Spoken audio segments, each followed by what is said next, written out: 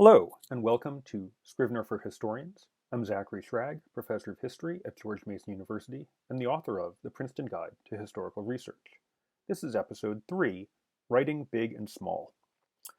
So in the previous episode, I discussed using the binder as the outline for your draft. In this episode, I will discuss a second use of the binder, to work on multiple scales. Scrivener's creator, Keith Blunt, has described this functionality as one of Scrivener's most important features for writers in any genre. I agree, and I think historians in particular can benefit. So what Scrivener allows you to do is work at whatever scale is appropriate for the stage of the project that you're on. One possibility is to look at an entire book at once. So this is Theodore Roosevelt's Naval War of 1812, originally published in 2 volumes, 140,000 words. And as you can see, Scrivener, you can just scroll through the whole thing if you so desire. But that's pretty awkward. There's not many cases where you'd want to see the whole book at once. A second option is if you've divided it into folders, and we'll talk about how you might do that in a later episode, you can look at just one chapter. So here we have Chapter 7, 1814 on the Ocean, around 18,000 words. And again, Scrivener is just showing us that chapter. And so that's useful to some degree as well, but that's still a lot of text to look at once. Trying to write or revise a whole chapter is hard. You need to scroll back and forth to see the whole thing. But, and here's where Scrivener is really neat, if you've divided your chapter into sections, then you can look at just one section at a time. So very often it's useful to cut a chapter into sections of about 1,000 words more or less, maybe anywhere from 500 to 1,500 or 2,000. And that will give you a manageable length for either writing the section to begin with or revising it. And Scrivener's design encourages you to work at about that length. So let's say, for example, that Theodore Roosevelt knows that he wants to write a section of a few paragraphs on the Peacock's capture of the ep3. If we click on that particular section of the binder, we are getting just that. When we scroll to the top, it starts, we scroll to the bottom, and I will extend the screen a bit, and we can see, if we zoom out just a little, we'll be able to see the entire section all at once. So there we go. So this is the entire section of 3 paragraphs, plus a little table and a little extra bit about a privateer at the end.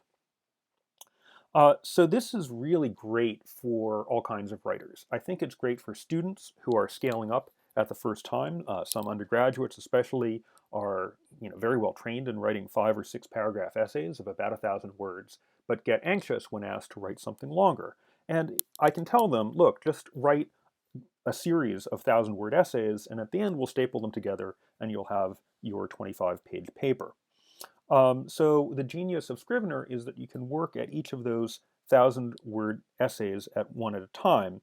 And I might mention here that Theodore Roosevelt himself was an undergraduate when he began this work. But while this feature is helpful for undergraduates, I think it's also equally valuable for experienced writers. I can't speak for others, but I have written 2 books this way, one Scrivener section at a time. And again, thanks to Scrivener's many layout functions, including putting the footnotes out of the way on the right, it's relatively easy for me to see the entire section at once. Depending on the quality of your monitor and the skill of your optometrist, you may even be able to read those words. So Roosevelt could focus on just one section at once and think about how he wants to get that right, and then later on zoom out to the whole chapter and see if the sections work together to make a good chapter.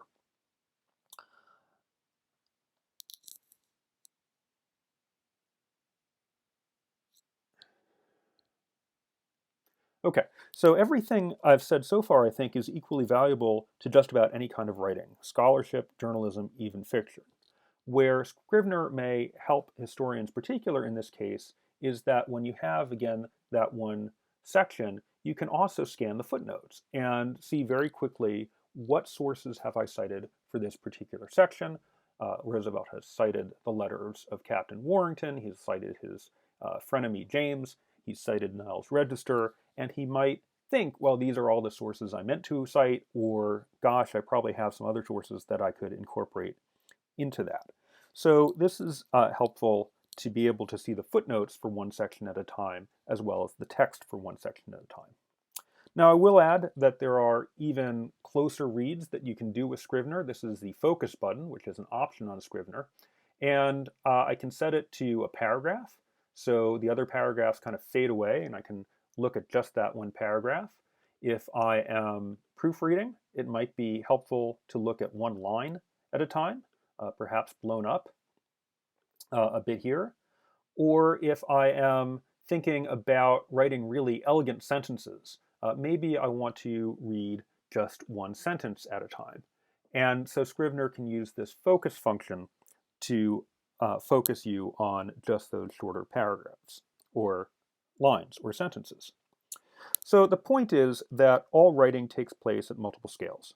Letters make words, which make sentences, which make paragraphs, which make sections, which make chapters, which make books.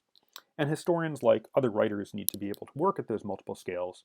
Scrivener is designed to help them do just that.